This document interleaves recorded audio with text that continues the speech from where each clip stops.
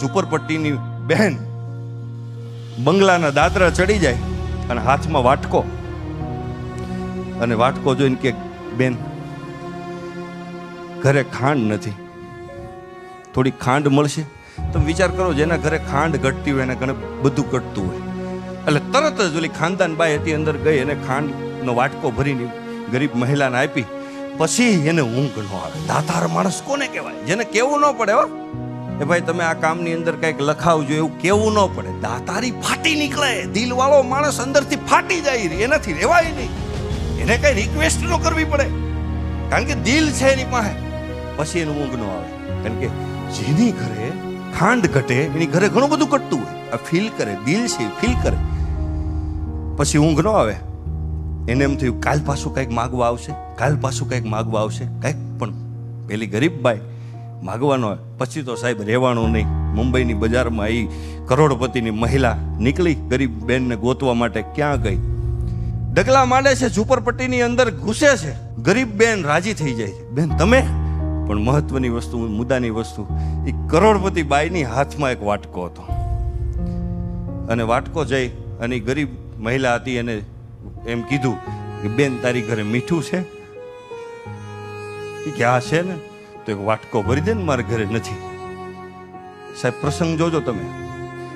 એ મીઠાનો વાટકો લઈ અને પોતાના બંગલાના દાદરા ચડે છે. હિંડોલા ઉપર એનો ધણી બેઠો છે. એ જોવે છે, હાથમાં વાટકો જઈ ધણી ટકોર કરે છે. એટલે તમારો સ્વભાવ સુધરો નહીં. આપણા ઘરે શું ઘટે છે? તમારા માગવા નીકળાય ત્યારે સાહેબ એ સ્ત્રીએ જવાબ આપ્યો હતો ને, આ યુવાનોને હૃદયની અંદર ગાંઠ મારી લીધા જેવો જવાબ છે. આ ગુણ જો તમારી મારી અંદર હશે ને સાહેબ, આપણે રાજ કરવાના છે. એ સ્ત્રીએ જવાબ આપ્યો તો થોડા સમય પહેલા ગરીબ બેન આપણા દાદરા ચડી ગઈ અને ભગવાનની દયા છે આપણે એટલે આપણે એને આપી શકીએ. પછી હું ગોતતી હતી કે બેન કેમ ન આવી, કારણ કે જેના ઘરે ખાંડ ઘટે એની ઘરે બધું ઘટતું હોય. તો કાંઈક માગવા આવે. આપણી પાસે છે, ભગવાનની કૃપા છે, માગવા નહીં. પછી મારાથી રહેવાનું નહીં, હું મીઠું માગવા. પણ એ કે મીઠું માગવા ન જવાય, કંઈક દેવા જવાય.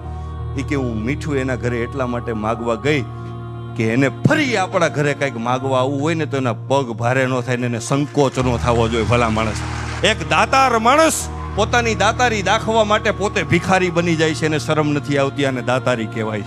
એટલે મને કહેવાનું મન થાય કે જીવતા છીએ તો નામનું મહત્વ, મરણ પછી એને નનામી કહેવાય. જિંદગી કોઈની આપેલી ઉધાર છે સાહેબ, એને પાછી ના આપો તો તમારી ખામી કહેવાય.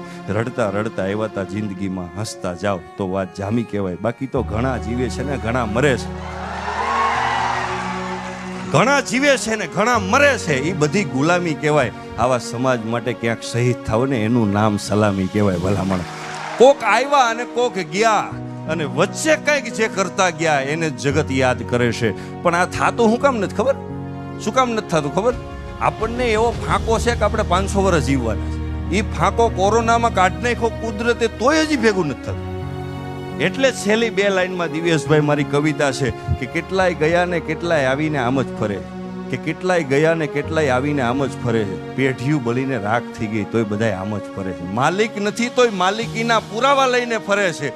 ઓઢણું ઈશ્વરનું ઓઢીને પોતે જ ઈશ્વર થઈને ફરે છે. કેટલું સરસ નાટક માણસ કરે છે તો ઈશ્વર એને રોજ માફ કરે છે ને રોજ પ્રેમ કરે છે.